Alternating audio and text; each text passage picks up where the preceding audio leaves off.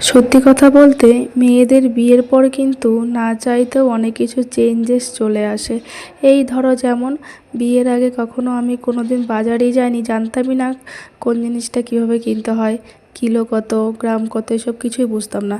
আর এখন দেখো, মানে বিয়ের তো আমার 3 বছর হয়ে গেল, যেহেতু আমাকে নিজেই বাজার করতে হয়, তাই এখন আমি অনেকটা দক্ষ হয়ে গেছি বাজার করাতে।